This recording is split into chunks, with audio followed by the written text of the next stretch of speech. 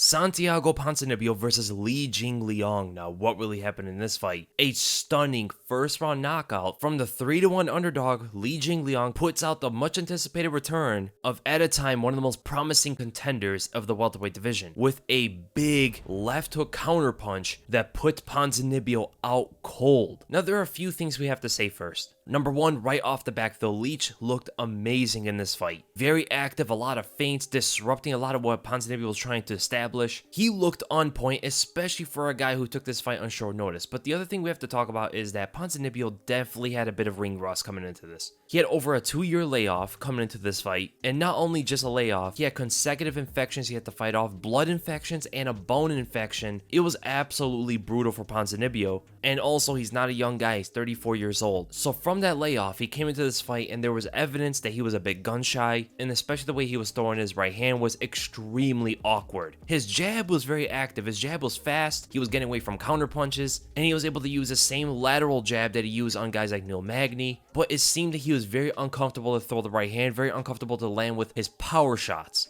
So he ultimately just kept going to the jab and kept going to the right low kick, couldn't find his openings, and especially couldn't find his distance because, again, from what Jingliang was doing to him. Kept disrupting his rhythm with the constant feinting and moving his head all around the place, being very erratic in the fight. Definitely put Ponzinibbio in an even more uncomfortable position in the cage. But Jingliang was looking to counter that jab. He knows about the power and the speed that Ponzinibbio has in that lead jab of his, so he kept pulling back away from it, as well as trying to counter him with a check left hook. The thing is though, Ponzinibbio's lateral step with the jab naturally gets him away from any kind of left hook. He moves away from that side entirely when he's throwing that jab, and he does it very quickly. He also always puts his right hand up just in case to block it. It was very effective to get away from any counter punches. But this same kind of fluid movement was completely absent whenever he threw his right hand, which is very strange and not the normal thing for Ponzinibbio. Ponzinibbio's straight and right overhand are usually combined with somewhat of fluid movements. He's never static when he's throwing these punches. His right hand against Jingliang looked to lack confidence.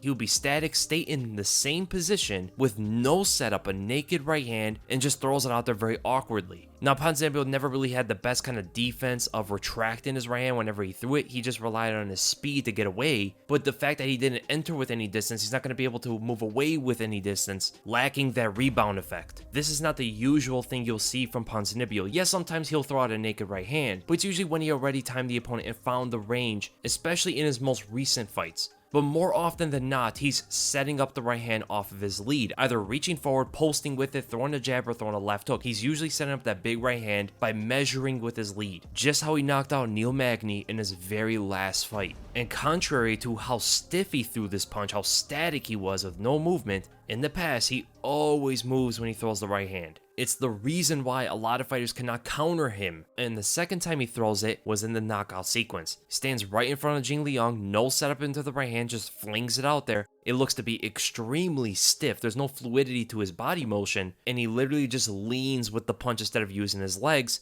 Again, very uncharacteristic from him. It looks like a forced punch, a labored punch instead of a snapping punch. Now when you look at Jingliang's side, he actually played this extremely well. With his erratic head movement that he kept going to the entire fight, he would quickly move his head to the right side, giving an angle for Ponzinibbio to target, essentially baiting out the right hand. But when he sees Ponzinibbio cock back his right hand, he's ready to counter. He moves his head to the left side, putting a lot of momentum into his right hand, and he just misses Ponzinibbio as Ponzinibbio awkwardly leans to his left when he threw it. Now Ponzinibbio's trying to move away, he's leaning back, but he cannot get away from the chasing left hook. And he counters Ponzi clean with this punch, man. Now, what I will say is the left hook probably would have caught any version of Ponzinibbio regardless, right? Ponzinibbio has never been good at retracting his hands in place, and he did move away with the right hand this time. The only difference was when they both threw right hands at each other, if Ponzinibbio set up with the jab like he always does or a left hook, Jingliang would have never had the position or the angle to connect with this left hook, right? Because when he moves his head to the right side, a jab would have intercepted him or a left hook would have intercepted him. The usual kind of punches that Santiago Ponzinibbio sets up for his right hand. But the fact that Ponzinibbio had an absence of a left hand for his setups, and just winged out a naked right hand, this made it a lot easier for Li Jingliang to create that kind of angle and eventually land with the left hook. And that's ultimately what the difference with the ring rust was. So great performance by Li Jingliang. He did what he had to do. He came in on short notice. He did not have a lot of time to prepare for Ponzinibbio,